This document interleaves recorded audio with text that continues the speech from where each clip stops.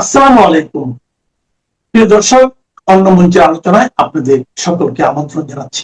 বাংলাদেশের প্রধানমন্ত্রী তারেক রহমান দিল্লি সফরে যাচ্ছেন, এটা মোটামুটি নিশ্চিত।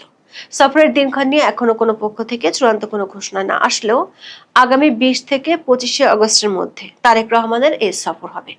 দিল্লি ও ঢাকার একাধিক সূত্র বলছে, তারেক রহমানের এই সফরে প্রধান আলোচ্য ইস্যু হতে যাচ্ছে বাংলাদেশের সাবেক প্রধানমন্ত্রী শেখ হাসিনার দেশে ফেরা। বাংলাদেশের পক্ষ থেকে প্রত্যর্পণের কথা বলা হলেও ভারত এরই মধ্যে কমপক্ষে 3 দফায় বাংলাদেশ সরকারের শীর্ষ মহলে প্রত্যাবর্তনের কথা জানিয়ে দিয়েছে। দিল্লির একাধিক সূত্রে জানা গেছে, শেখ হাসিনার ফেরা ও ফেরার পর তার নিরাপত্তা ইস্যুতে তারেক রহমানের সফরে ভারত সরকারের শীর্ষ পর্যায় থেকে 4টি সুনির্দিষ্ট প্রস্তাব বা শর্ত তুলে ধরা হতে পারে। সূত্রগুলো বলছে, শেখ হাসিনা নিজের ইচ্ছায় ফিরবেন নাকি প্রত্যর্পণ চুক্তির অধীনে ভারত সরকার বাংলাদেশ সরকারের হাতে তুলে দিবে, এ নিয়ে বিতর্ক এড়াতে নেপালের সাবেক রাজা ত্রিভুবন কিংবা নেপালের সাবেক প্রধানমন্ত্রী বিপি কৈরালার উদাহরণও ভারত সরকারের পক্ষ থেকে তারেক রহমানের সফরে তুলে ধরা হতে পারে। ভারতে দীর্ঘদিন থাকার পর রাজা ত্রিভুবন কিংবা বিপি কৈরালার নেপালে রাজনৈতিক প্রত্যাবর্তন হয়েছিল। অন্যদিকে ঢাকার সূত্রগুলো বলছে, শেখ হাসিনা ইস্যুটি পাশ কাটিয়ে বাংলাদেশের জন্য এই মুহূর্তে এবং সামনের দিনগুলোতে গুরুত্বপূর্ণ 4টি ইস্যু নিয়ে আলোচনা করতে চায় দেশটির প্রতিনিধিরা। তবে শেখ হাসিনার দেশে ফেরার ইস্যুটি শুরু না হলে দুই দেশের মধ্যকার জটিলতা আরো বাড়ার আশঙ্কা আছে, এমন ইঙ্গিত মিলেছে সূত্রগুলো থেকে। বিস্তারিত জানতে চলুন যাওয়া যাক বিশ্লেষণে।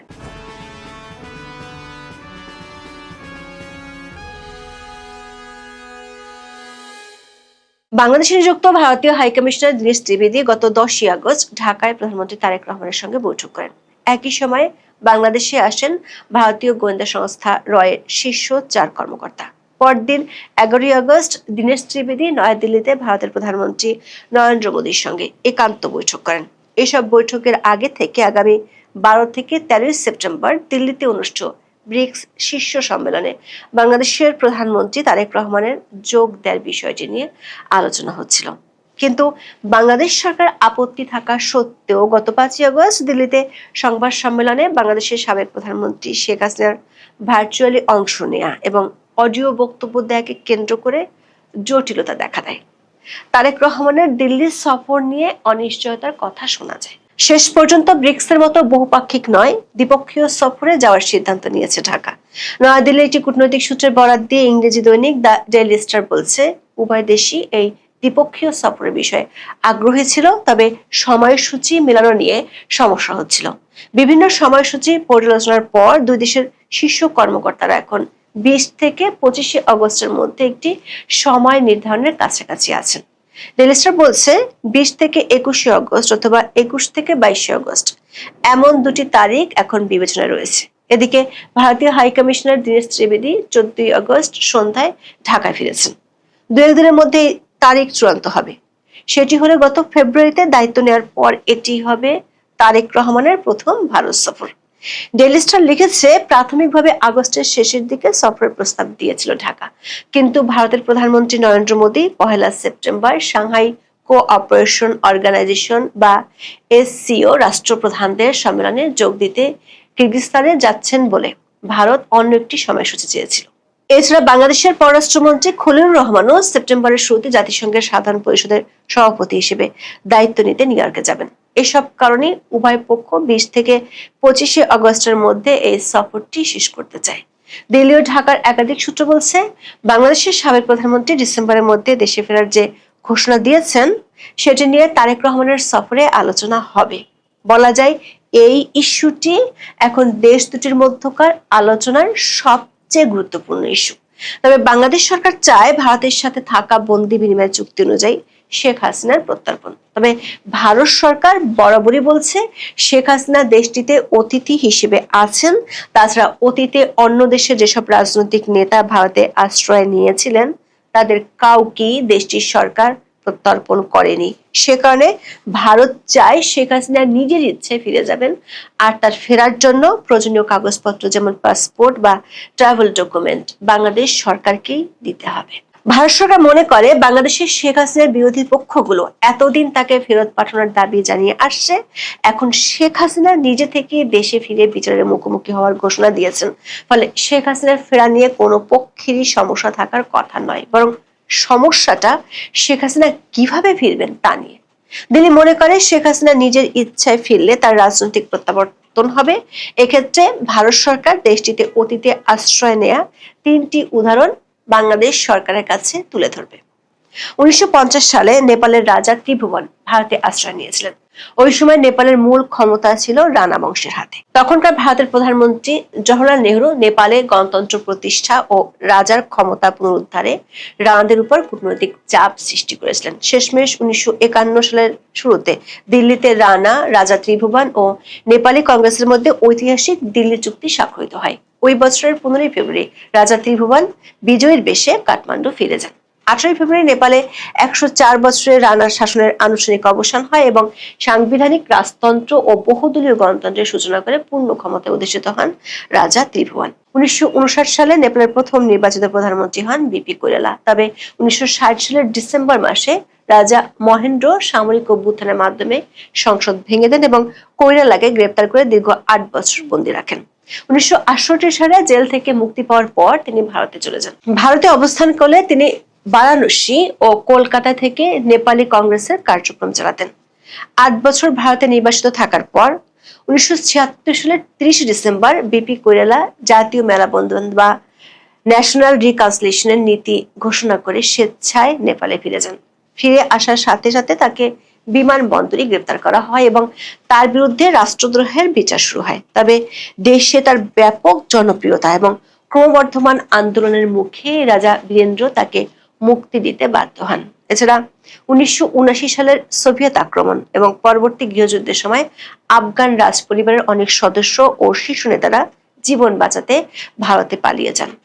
2001 সালে মার্কিন অভিযানে তালেবান সরকারের পতনের পর আফগানিস্তানের নতুন শাসন ব্যবস্থা চালু হলে এসব নেতারা আফগানিস্তানে ফিরে যান। ওই সময় ইতালি থেকে জহির শাহর আফগানিস্তানে ফেরার পিছনে ভারতের সক্রিয় ভূমিকা ছিল। দিল্লির একটি কূটনৈতিক সূত্র বলছে, ইতিমধ্যে বাংলাদেশ সরকারের সাথে শেখ হাসিনার ফেরা নিয়ে ভারত ও আরো কয়েকটি শক্তিশালী দেশের যেসব আলোচনা হয়েছে, সেখানে নেপালের সাবেক প্রধানমন্ত্রী বিপি কৈরালার ফেরার উদাহরণটি তুলে ধরা হয়েছে। বিপি কৈরালা যেভাবে তার দেশে ফিরে গ্রেপ্তার হয়েছেন এবং বিচারের মুখোমুখি হয়েছেন, ঠিক একইভাবে শেখ হাসিনাও বাংলাদেশে ফিরে আদালতে আত্মসমর্পণের ঘোষণা দিয়েছেন।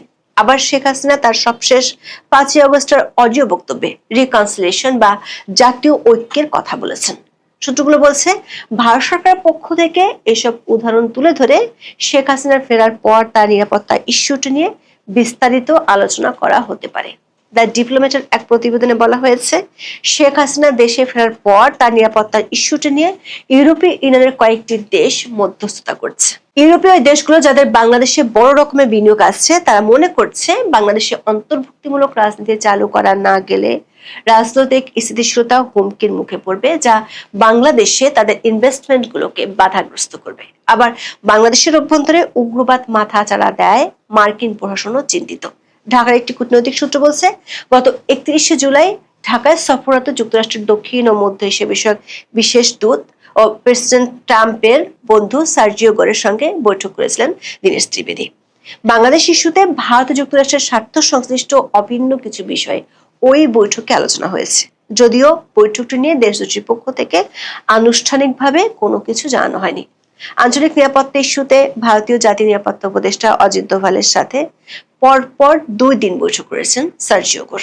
একটি সূত্র নিশ্চিত করেছে, ভারত ছাড়া আরো 4টি দেশ শেখ হাসিনার দেশে ফেরা এবং নির্বাহী আদেশে আওয়ামী লীগের কার্যক্রমের উপর জারি করা নিষেধাজ্ঞা তুলে নেয় নিয়ে কূটনৈতিক তৎপরতা চালাচ্ছে। বাংলাদেশের ত্রয়োদশ জাতীয় সংসদ নির্বাচনের আগে এই দেশগুলো বিএনপি সহ দেশের অন্য রাজনৈতিক দলগুলোর সাথে আলোচনা করেছিল। কূটনৈতিক মহলের আলোচনায় উঠে এসেছে, শেখ হাসিনা ফিরলে তার দলের নেতাকর্মীরা মিছিল মিটিং করবে, ফলে তখন গ্রেপ্তার ও ধরপাকড় করলে রাজনৈতিক পরিস্থিতি সহিংস হয়ে উঠতে পারে।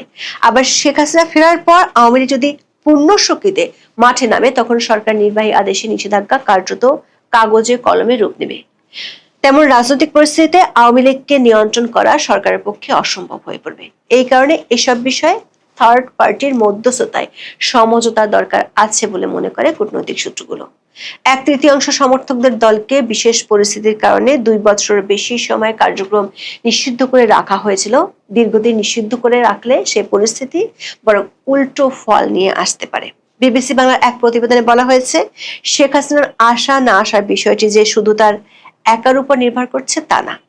বাংলাদেশে যদি সত্যি তিনি ফিরে আসেন, তাহলে এরপর দেশের রাজনৈতিক পরিস্থিতি কেমন হবে সেটার মূল্যায়নও গুরুত্বপূর্ণ।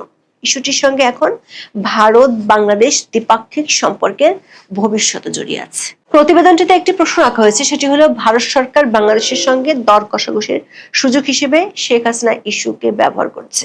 এই প্রশ্নের উত্তরে সাবেক কূটনীতিক এম হুমায়ুন কবির বলেছেন, ইতিমধ্যে যা ঘটে গেছে তাতে ভারত দর কষাকষি করছে এমনটা মনে হয় না। ঢাকার কূটনৈতিক সূত্রগুলো বলছে, বাংলাদেশের কাছে শেখ হাসিনার ফেরার চেয়ে বেশি গুরুত্বপূর্ণ হলো জ্বালানি সহায়তা, গঙ্গার পানি আর তিস্তা প্রকল্প। যুদ্ধের কারণে হরমুজ প্রণালী দিয়ে বৈশ্বিক জ্বালানি সরবরাহ ব্যাহত হওয়ায় বাংলাদেশের এখন জ্বালানি সহায়তা খুব জরুরি। দক্ষিণ এশিয়ার অন্য দেশ যেমন নেপাল, ভুটান ও শ্রীলঙ্কা বর্তমান পরিস্থিতিতে ভারত থেকে বেশি জ্বালানি সহায়তা পাচ্ছে। আবার আগামী ডিসেম্বরে গঙ্গা চুক্তির মেয়াদ শেষ হচ্ছে। অন্যদিকে 2011 সাল থেকে চেষ্টা চালানোর পরও তিস্তা চুক্তির বিষয়টি এখনো অমীমাংসিত আছে। এসব ইস্যুতে ঢাকা বেশি জোর দিতে চাইবে তারেক রহমানের সফরে। শেষ পর্যন্ত দেয়া নেয়ার সম্পর্কে কোন কোন ইস্যুতে শুরু হয় তার ইঙ্গিত তারেক রহমানের সফরের পর পাওয়া যেতে পারে। আসসালামু আলাইকুম রহমতুল্লাহি ওয়া বারাকাতুহু। সম্মানিত দর্শক, সারা বাংলাদেশে জঙ্গি হামলার যে আতঙ্ক, এটি মানুষকে তাড়া করে ফিরছে। ইতিমধ্যে ঢাকার কেরানীগঞ্জ, সায়দাবাদ, এরপর প্রেস ক্লাবের সামনে, মেট্রো রেলের ওখানে, তারপর সাভারে একের পর এক যে বোমা ধরা পড়ছে, তারপর একের পর এক যেভাবে বিভিন্ন আগ্নেয়াস্ত্র, বোমা তৈরির সরঞ্জাম এবং যেটাকে বলা হয় ফ্যানাটিক যে উগ্রবাদিতা, এই ফ্যানাটিক উগ্রবাদীদের যে সকল লক্ষণ, সেই লক্ষণের যে বহিঃপ্রকাশ পুলিশ পেয়েছে, তাতে করে পুলিশের যে একেবারে বদ্ধমূল ধারণা বাংলাদেশে একটি ভয়াবহ জঙ্গি হামলা ঘটানোর জন্য বা জঙ্গি হামলা করার জন্য একটি পক্ষ, তারা দেশি মদতে হতে পারে, বিদেশি মদতে হতে পারে, আন্তর্জাতিক মদতে হতে পারে, তারা আসলে সংগঠিত হচ্ছে এবং তারা জানান দিচ্ছে যে আমরা আসছি। এবং অবাক করার ব্যাপার হলো যে সংগঠন, এরকম অনেকগুলো সংগঠন, শেখ হাসিনার জামানাতে অন্তত আমরা 10 থেকে 12টি এরকম কুখ্যাত সংগঠনের নাম আমরা শুনেছিলাম, কিন্তু এই গত 6 মাস ধরে যে সংগঠনটির নাম বারবার আসছে সেটা হলো জেএমবি।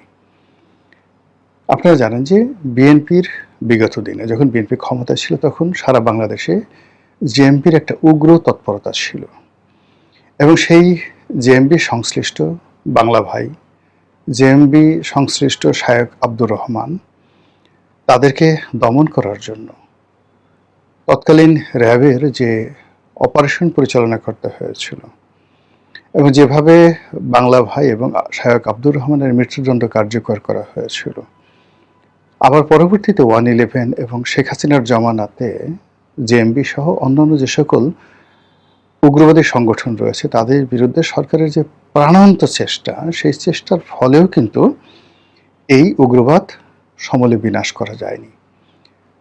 তারা বেড়ে উঠছিল নিজের অজান্তে, জেলখানাতে, পাড়া মহল্লায়, পাহাড়ে, এবং তারা প্রস্তুতি নিচ্ছিল এবং একটা সুযোগ তারা খুঁজছিল। এখন সেই সুযোগটি কি এই সময়টাতে চলে এলো, কিংবা কেন এই সময়টিকে এই জেএমবির মতো সংগঠন তারা বেছে নিল, এটি $মিলিয়ন প্রশ্ন। দ্বিতীয়ত, এখানে আন্তর্জাতিক যে সংস্থাগুলো রয়েছে, যেমন জাতিসংঘ, নিরাপত্তা পরিষদ, এগুলো নিয়ে আলাদা একটা ইন ডিটেলস ভিডিও করব। পাকিস্তানের গোয়েন্দা সংস্থা, ভারতের গোয়েন্দা সংস্থা, CIA, MI6, ব্রিটেনের যে গোয়েন্দা সংস্থা, ইনক্লুডিং মোসাদ সহ সবাই এই যে বাংলাদেশের যে উগ্রবাদ গত 2 বছর ধরে এটি যে ধুমায়িত হচ্ছে এই ব্যাপারে কিন্তু প্রথমে ইউনূস সরকার, পরবর্তীতে তারেক রহমান সরকারকে সরকারি চ্যানেলে, কূটনৈতিক চ্যানেলে সতর্ক করা সহ তাদের যে সকল সফট পাওয়ার রয়েছে, অর্থাৎ পত্র-পত্রিকা, মিডিয়া, সেই মিডিয়ার মাধ্যমে তারা কিন্তু বলে আসছিল যে বাংলাদেশে এইরকম ঘটনাগুলো ঘটছে, দেশীয় পত্রিকা এবং আন্তর্জাতিক পত্রিকা। কিন্তু দুর্ভাগ্যজনক হলো সত্য যে ডক্টর মোহাম্মদ ইউনূস সরকার এবং বর্তমান সরকার আসলে এখনো পর্যন্ত কোনো কার্যকর ভূমিকা পালন করেনি। এখানে যে ঘটনাগুলো ঘটছে, যখন এরকম কোনো আশঙ্কা দেখা দেয় বিশেষ দিন উপলক্ষে, তখন তারা একটি রেড অ্যালার্ট জারি করে, তারপর কিছু কিছু জায়গাতে টহল বৃদ্ধি করে, আর সরকারকে, মানে যারা রাষ্ট্র পরিচালনা করছে তাদেরকে বুঝ দেওয়ার জন্য আওয়ামী লীগের কিছু নেতাকর্মীকে গ্রেপ্তার করে যে এরাই এই ঘটনাগুলো ঘটাচ্ছে। আওয়ামী লীগ মূলত এখানে বোমা পেতে রেখেছে। আবার ঠিক সেম কাজটাও কিন্তু সেই আওয়ামী লীগ জামানাতে বিএনপি নেতাকর্মী বা জামাতের যারা নেতাকর্মী, যারা পলিটিক্যাল রিসোর্সেস, তো সেই পলিটিক্যাল রিসোর্সেস তারা কেন সন্ত্রাসবাদীতে যাবে, এই কথাটা কাউকে বোঝানো যায় না আওয়ামী লীগ আমলে। ফলে তারা জঙ্গিবাদ দমনে যেভাবে নিষ্ঠুরতা অবলম্বন করেছে, জঙ্গিবাদ দমনে তারা যেভাবে ক্রসফায়ার গুমের মতো ঘটনা ঘটিয়েছে, আবার এই জঙ্গিবাদকে ব্যবহার করে রাজনৈতিক প্রতিপক্ষকে তারা দমন করার জন্য সর্বোচ্চ নিষ্ঠুরতা দেখিয়েছে। ফলে কি হলো, জঙ্গিবাদ আংশিক দমন হয়েছে, কিন্তু তার সাথে সাথে জঙ্গিবাদকে দমন করার জন্য যে পলিটিক্যাল একটা সমঝোতা দরকার, এই জঙ্গিবাদ সম্পর্কে সম্মিলিতভাবে রাজনৈতিক দলগুলোর যে একটা ঘৃণা থাকা দরকার এবং পারস্পরিক সহযোগিতা থাকা দরকার উগ্রবাদকে ঠেকানোর জন্য, সেটির যে সূচনা এই বাংলায় ছিল, সেটি আওয়ামী লীগ অনেকটা স্টপ করে দিয়ে গেছে এবং সেটা এখন অব্যাহত, আবার ইউনূসের জমানাতে আরও বেশি এবং বর্তমান জমানাতে আরও বেশি। এ কারণে এখন ইউনূসের জমানাতে যেমন বিএনপি জামাত ছাড়া কোনো রাজনৈতিক দল ছিল না, আর এখন বিএনপি ছাড়া আসলে কোনো রাজনৈতিক দল নেই। এখানে আমরা জামাত বা এনসিপিকে দেখছি, জামাত এনসিপির অবস্থা এখানে আসলে জাতীয় পার্টি জাসদের চাইতে কোনো অবস্থাতেই ভালো নয়, বরং জাসদের হাসানুল হক ইনু, ওয়ার্কার্স পার্টির রাশেদ খান মেনন, জাতীয় পার্টির জিএম কাদের, কিংবা ধরুন মুজিবুল হক চুন্নু, অথবা ধরুন কাজী ফিরোজ রশিদ, সংসদের ভিতরে এবং বাইরে যেভাবে কণ্ঠ উঁচু করে কথা বলতেন এবং সরকারকে মাঝে মধ্যে মারাত্মক বিব্রতকর অবস্থার মধ্যে ফেলে দিতেন। তো সেই দিক থেকে এখন এই পার্লামেন্টে একমাত্র রুমিন ফারহানা ছাড়া পার্লামেন্টের ভেতরে কেউ নেই, আর রাজপথে নাসিরউদ্দিন পাটোয়ারি ছাড়া সরকারকে বিব্রত করার মতো কোনো ভয়েস, কণ্ঠ, ট্যালেন্ট, মেধা কিচ্ছু নেই। সরকার সবাইকে মনে করছে জলবৎ তরলং, একেবারে জলের মতো তরল। এরকম যখন একমুখী স্রোত হয়, তখন সেই স্রোতে গা ভাসিয়ে দেওয়া যে কোনো মানুষের জন্য সহজ। সরকার যখন এরকম অবস্থা, অনেকটা রিল্যাক্স, অনেকটা ঘুম, মানে একটা যাকে বলা হয় অস্বাভাবিক অবস্থায় সরকার যখন জোয়ারে পাল তুলে দক্ষিণা হাওয়ায় নৌকায় ভাসিয়ে দেয়, ঠিক সেই সময়টাতেই নৌকা ফুটো করে দেওয়ার জন্য প্রকৃতি যেভাবে সেই কাজ করে, অতিরিক্ত আত্মবিশ্বাস যেভাবে টাইটানিককে ডুবিয়ে দেয়, ঠিক একইভাবে এরকম সরকারের যখন সুখনিদ্রা হয়, শীতনিদ্রা হয়, তখন সেখানে এরকম জঙ্গিবাদের মতো ঘটনা, এরকম বিশৃঙ্খলার মতো ঘটনা, সংঘবদ্ধ সামাজিক অস্থিরতার মতো ঘটনা ঘটে, যা এখন এই মুহূর্তে বাংলাদেশে ঘটছে। ফলে কি হলো, আজকের দিন পর্যন্ত সরকার এটিকে ডে টু ডে যাকে বলা হয় মানে প্রতিদিনের যে তাদের যে রুটিন ওয়ার্ক, সেই রুটিন ওয়ার্কের মধ্যে রেখেছে। কিন্তু এটাকে দমন করার জন্য যে মাস্টার প্ল্যান দরকার, এটাকে দমন করার জন্য যে অ্যাওয়ারনেস দরকার, এটাকে দমন করার জন্য যে রিসোর্সেস দরকার, তার একটিও সরকার শুরু করেনি।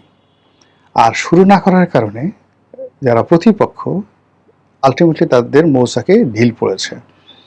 তারা বুঝে গেছে যে তারা আসলে বেশি দিন সময় পাবে না, খুব অল্প সময় পাবে, বড় জোর 2 থেকে 3 মাস সময় পাবে। এই 2-3 মাস সময়ের মধ্যে সরকার শক্তিশালী হয়ে যাবে, তারা দুর্বল হয়ে যাবে, অথবা এই 2-3 মাসের মধ্যে তাদেরকে শক্তি অর্জন করতে হবে, সরকারকে দুর্বল করতে হবে যদি তাদের এই কর্মকাণ্ড চালাতে হয়। যদিও আমি নিজে জানি না যে এই যে জঙ্গিবাদ ও উগ্রবাদ, এটার আলটিমেট গোল কি।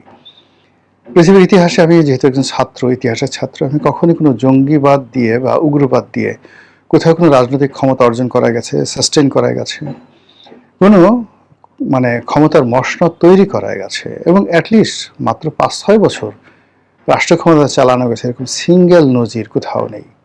সব জায়গাতে একটা পলিটিক্যাল শক্তি লেগেছে। এমনকি তালেবানের একটা প্রচণ্ড পলিটিক্যাল শক্তি আফগানিস্তান রয়েছে, ফলে তারা ফিরে আসতে পেরেছে। তালেবান কিন্তু সন্ত্রাসী সংগঠন, কিন্তু আইএস যদি ধরেন কিংবা আল কায়দা যদি ধরেন, এদের মতো সংগঠন কখনো কোনো দেশে তারা রাষ্ট্র ক্ষমতা দখল করতে পারে না হাজার বছর ইতিহাসে। বড়জোর তারা অ্যাজ এ সাপোর্টিং পাওয়ার হিসেবে কখনো কখনো কোনো সরকারের ঘাড়ের উপরে দানব রূপে বা ক্যান্সার রূপে তারা সেভাবে চেপে বসে, যেভাবে 2001 সনে বিএনপি জামাত জোট সরকারের অনেক নেতার উপরে জেএমবির অনেক নেতা স্থানীয়ভাবে জাতীয়ভাবে তারা চেপে বসেছিল এবং তার মাসুল বিএনপিকে দিতে হয়েছে। ঠিক সেই জেএমবি আবার 2026 সনে এসে তারা আবার যে তৎপরতা শুরু করেছে, যেই তৎপরতা মোকাবেলা করার জন্য এই মুহূর্তে বিএনপির কোনো রকম তৎপরতা নেই।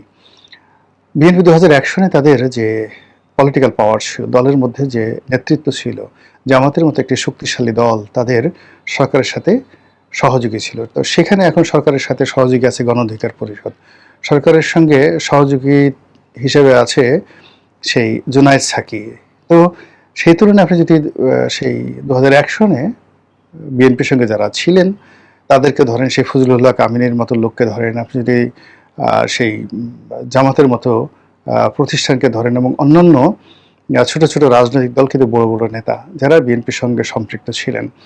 তো কাজেই সেই বিএনপি যেটা তখন পারেনি, আর এখন বিএনপি ইতিহাসের সবচেয়ে দুর্বলতম সময়। তাদের না আছে অর্থ, মানে রাষ্ট্রের এই মুহূর্তে না আছে অর্থ, সরকারের না আছে স্ট্যাবিলিটি, এবং ইতিমধ্যে স্বরাষ্ট্র মন্ত্রণালয়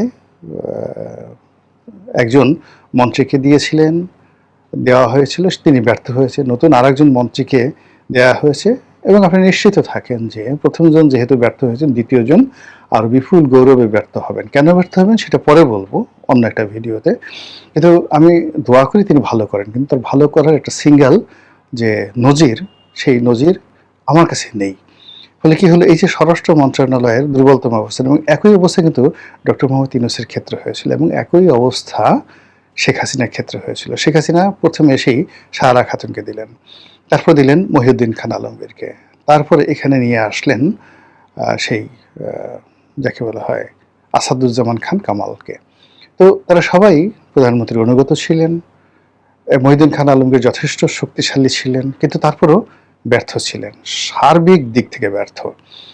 তো ওই যে তার যে ব্যর্থতার, স্বরাষ্ট্র মন্ত্রণালয়ের যে ব্যর্থতার যে সকল কারণ ছিল আওয়ামী লীগ জমানাতে, ডক্টর মোহাম্মদ ইউনূসের জমানাতে সেই কারণগুলো ছিল, কিন্তু সেখানে জাহাঙ্গীর সাহেবের মতো একেবারে দুলাভাই টাইপের ভালো মানুষকে যখন এখানে দেওয়া হলো, সবাই ওনাকে ইচ্ছা মতো দুলাভাই, নতুন দুলাভাইকে যেভাবে মানুষের সুশ্রুতি দেয়, সবাই ওনাকে সেভাবে সুশ্রুতি দিয়েছে। ফলে তিনি বিপুল গৌরবে ব্যর্থ হয়েছেন, পুরো পুলিশ বাহিনীকে অন্তত 20 বছর পিছিয়ে দিয়েছেন।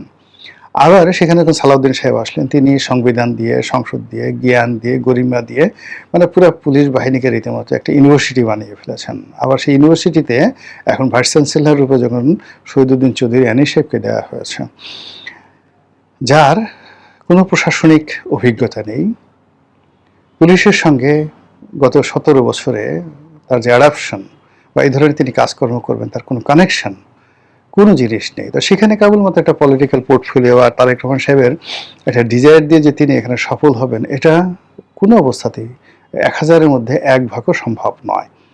আর এই যে সম্ভব নয়, এই সম্ভব না হওয়ার জিনিসটি জেএমবির যারা লোকজন রয়েছেন তারা খুব ভালো করে বোঝেন, আর বোঝার কারণে কিন্তু এই যে তারা জানান দিচ্ছেন। একই সঙ্গে তারা সেই শেখ হাসিনা ডিসেম্বরে আসবে, এটা নিয়ে সরকার ব্যস্ত থাকবে। একই সময় তারা বাংলাদেশের অর্থনৈতিক অবস্থা, একই সময় তারা বাংলাদেশে এখন জ্বালানির সংকট, বিদ্যুতের সমস্যা, জনগণের মন অস্থির হয়ে আছে, সব জিনিসগুলো তারা মার্ক করে যেভাবে তারা টার্গেট করে যাচ্ছেন এবং যেভাবে তারা ইতিমধ্যে ভয় সৃষ্টি করে ফেলেছেন, এবং এখনো পর্যন্ত কার্যত এরকম কাউকে ধরা যায়নি, কিন্তু যা জানা গিয়েছে, বোঝা গিয়েছে, ধরা পড়েছে, তাতে করে দেখা যাচ্ছে যে 2001 সনে বা আওয়ামী লীগ জমানার পুরো সময়টিতে এই জেএমবির যে তৎপরতা ছিল তার চেয়ে অন্তত 100 গুণ অধিকতর শক্তিমত্তা নিয়ে তারা এইবার রাজপথে নেমেছে, এইবার তারা মাঠে নেমেছে, অন্ধকারের পথে নেমেছে।